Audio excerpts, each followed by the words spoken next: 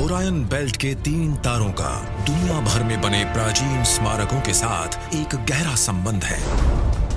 हो सकता है इस संबंध का कारण ओरायन नक्षत्र से आए एलियंस हों। ओरायन नक्षत्र के कोऑर्डिनेट्स का 7000 साल पहले रेत और पत्थरों से बना डायग्रामेटिक रिप्रेजेंटेशन। ये बात बिल्कुल साफ है कि उन्हें ग्रह नक्षत्रों के बारे में काफी एडवांस्ड नॉलेज थी। और कुछ भूली बिसरी सभ्यताओं का तारों के झुंड से आए विजिटर्स के साथ संपर्क होने के सबूतों का पाया जाना। ओरायन सारी प्राचीन सभ्यताओं के लिए बहुत मायने रखता है। हो सकता है हम वहीं से आए थे और मरने के बाद वहीं जाएंगे। दुनिया भर में फैले लाखों लोग मानते हैं कि हमारे ग्रह पर एलियंस आते थे। क्या हो अगर ये सच हो? क्या सचमुच एंशिएंट एलियंस ने हमारे इतिहास को बेहतर दिशा दी थी? अगर हाँ, तो क्या वो ऐसे सबूत छोड़ गए हैं जिससे ये साबित हो जाए कि हमारी आखिरी मंजिल ओरायन नक्षत्र है? वो कौन थे? वो क्यों आए थे? वो पीछे क्या छोड़ गए? वो कहां चले गए? क्या वो वापस आएंगे? Ancient aliens.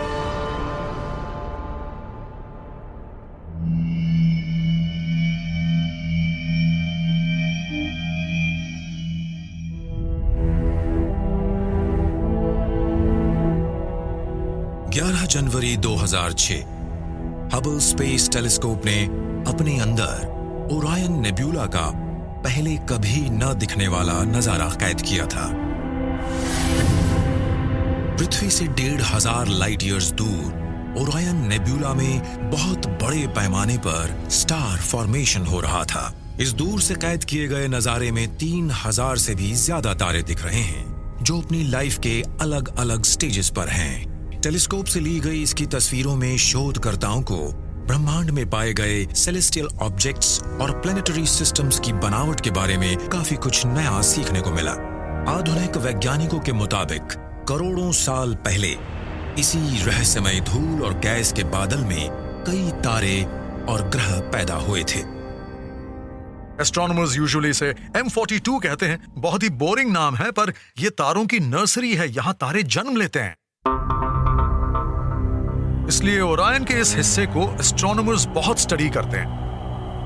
ओरायन नेब्यूला में स्टार्स का फॉर्मेशन बहुत तेजी से होता है। यंग स्टार्स जन्म लेते हैं और शायद कई यंग प्लैनेट्स भी जन्म लेते हैं। ये सभी स्टार्स और प्लैनेट्स गैस और डस्ट के मिलने से फॉर्म होते हैं। वहाँ स्टार्स जन्म लेते हैं, तो इसका मतलब वहाँ कुछ ऐसा होता है जो अभी तक हमारी साइंस और एस्ट्रोनॉमी के समझ से बाहर है।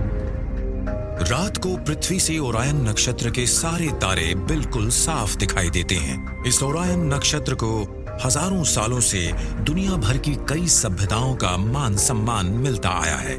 इसका नाम ईसा पूर्व की 8वीं सदी के ग्रीक डेमीगॉड पर रखा गया है। जब इस नक्षत्र के तारों को जोड़ा जाता है तो एक इंसान का सर, कंधे, बेल्ट और पैर बनते हैं।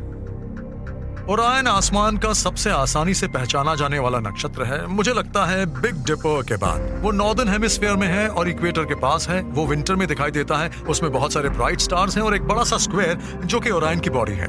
उस नक्षत्र के 3 मेजर स्टार्स हैं, आल्नी नाम, आल्नीटाक और मिंटाका। ये ओरायन के बेल्ट स्टार्स हैं। लोग आसमान में एक रो में इन तारों को देखकर ओरायन नक्षत्र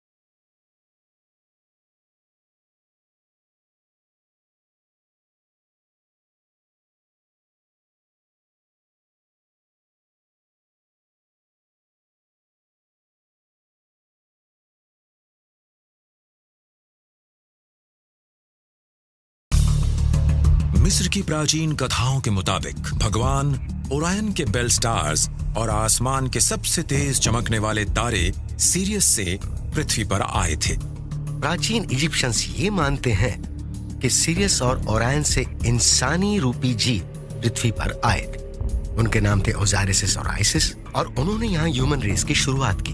और ये बात हमारे एस्ट्रोफिजिक्स की कही हुई बात से मेल खाती है कि हम स्टार्स के प्रोडक्ट हैं। मतलब हमारी प्रजाति की शुरुआत स्टार्स से हुई थी। सीरियस और ओरायन बहुत मायने रखते हैं क्योंकि वो आइसिस और ओसाइरस को रिप्रेजेंट करते हैं, और कहा जाता है कि इन दोनों भगवानों में सारी इजिप्शियन सिविलाइजेशन और अल्टीमेटली पूरी मानव सभ्यता का जन्म हुआ था। तो प्राचीन इजिप्शियंस के लिए ओरायन ही ओसाइरस है। ओरायन नक्षत्र महान मिस्र देव ओसाइरस का प्रतीक है, और वो हमेशा आसमान में हमारे सिर पर रहता है और हम पर नजर रखता है, क्योंकि प्राचीन मिस्र वासियों के मुताबिक एंड में ओरायन नक्षत्र में रहने वाला ओरायन ही डिसाइड करता है कि हमें अमर होना चाहिए या मरकर फिर से कहीं और दूसरा जन्म लेना चाहिए। ओरायन हमारे अच्छे बुरे कर्मों का हिसाब रखता है। एंशिएंट इजिप्शियंस को इस बात का पूरा यकीन था कि ओरायन क्रिएशन से लिंक्ड था, खास तौर पर मैजिकल क्रिएशन से। तो अगर हम अपने पूर्वजों की बात मान लें तो माइथोलॉजी एक बहुत ही इंटरेस्टिंग सब्जेक्ट है। हम इजिप्ट माइथोलॉजी में झांककर ओरायन को करीब से समझ पाएंगे। ओरायन के पास ऐसे पावर्स थे जिनसे वो मैजिकल क्रिएशन करता था, और उस समय मैजिक पावर्स वाले लोगों को भगवान माना जाता था। प्राचीन इजिप्शियंस के लिए ओरायन और ओजिरिस एक ही है। इजिप्शियंस मानते थे कि एक दिन ओजिरिस ओरायन से पृथ्वी पर लौट आएंगे। हर प्राचीन सभ्यता में ये कहा गया है कि कोई न कोई एक दिन लौटकर आने वाला है, लेकिन अब तक तो कोई लौटकर आया नहीं है। क्या इजिप्ट की पौराणिक कथाओं में लिखी कहानियां इस बात का सबूत हैं कि मानव प्रजाति का ओरिजिन तारों में हुआ था? प्राचीन एस्ट्रोनॉट थ्योरिस्ट का तो यही मानना है।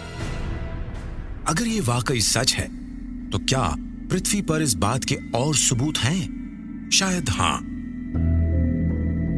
पिरामिड्स की दीवारों पर 2400 ईसा पूर्व में नक्काशी करके लिखी गई पौराणिक कथाओं के मुताबिक प्राचीन मिस्र बादशाह ऊनस ने मिस्र पर 30 सालों तक राज किया, और फिर वो मरकर ओरायन नक्षत्र में जाकर बस गए।